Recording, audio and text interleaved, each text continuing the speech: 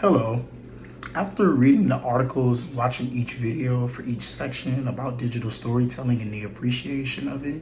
it kind of gives me the understanding and the articulation of being vulnerable and, expressing those stories and those paths that you've been through and just opening it into, private disclosure. In my previous comm class, we were talking about online self-disclosing and offline self-disclosing. Basically, just telling your stories or your personal backgrounds and your personal beliefs about something that you believe in or something that you've been through, and kind of just putting it into a broader perspective and to getting people to understand what the story is about. And that's the beauty of what these articles and these stories have taught us as we're understanding what digital storytelling can bring to our everyday lives, and how we can tell our lives without even knowing that we're spreading information from the past, or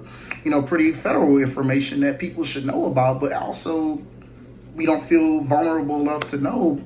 especially in burdensome, and just expressing that to the audience, which makes us understanding of expressing our emotions better and being the capable storytellers that we're strengthening ourselves to be digitally, in oral sense and things like that. So especially just with the appreciation of Black women, especially in the first article with Robin Boylorn, as she's explaining, like, when she got to Alabama, talking about how she missed out on her first few days just based off of, family things and things of that nature, and how she just explained those broader perspectives of how storytelling can be brought into an initiative, even if you've dealt with, trauma in your past, whether that be, abandonment, sexual assault, or things like that. And that's where those stories and those videos come into play too. Is like, how can you explain a story in a sense to where not only that you're trying to get the audience to make full sense of what you're trying to elaborate, but how can you put it into a perspective for the audience to gain more access into what you want to speak about, what you are feeling, or what story plot you're trying to put together. And that's the beauty of this right here. After just reading when the free Black woman comes to when the free Black woman grabbed the mic by Rowland Williams, I just read, I was like, oh man, it just showed actual not burdensome, but vulnerability on how to explain yourself, how to just be an appreciative storyteller, and just coming in and bringing in your broader perspectives of how to figure out those landscapes into building that in such structure. So I would say what I would learn from this is that storytelling and narration is all around us, right? Especially with women, Black women themselves. I feel like we're in a world today to where Black women don't feel like they get the space and the opportunity to express their stories and express their vulnerability and express the ways that they're feeling about certain situations or predicaments. And I kind of just relate this to our everyday life cycles and our everyday, life as what we go through as storytellers, and understanding that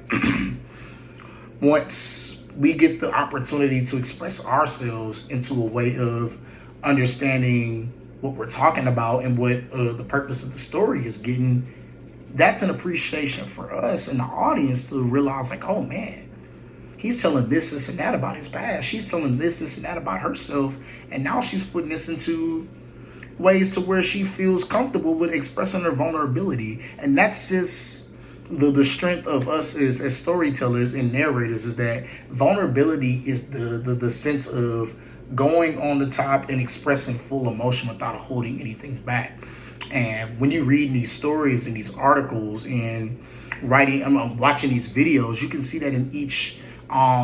story. I forgot which video it was, when she was dealing with integration. It's like she was expressing, like, this is a hard time for us as African American women, even with African American people itself, right? And we're dealing with this in a position to where it's like, when we do express ourselves in this specific particular moment, you can't take anything from what we were feeling in the past or what we're feeling today, because our vulnerability is undefeated. Our vulnerability is something that you can't take away from us as colored people, from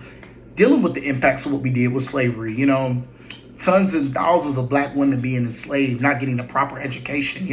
being raped by slave masters, but just understanding and telling her story with the third article that was being read when she was on her day 3, just expressing how that cancer took a huge toll and a huge impact in her life, and how she can just express that in the ways to where the audience can grasp into something bigger, something more deeply emotional, intellectualized into a way to where vulnerability and storytelling is all part of a scheme to understand the basics and understand the proximities of online or private self-disclosure, offline self-disclosure, being able just to open our broaden minds and open our hearts and express ourselves into a way to where burdensome is not the key component into our lives, to where we understand each element of being able to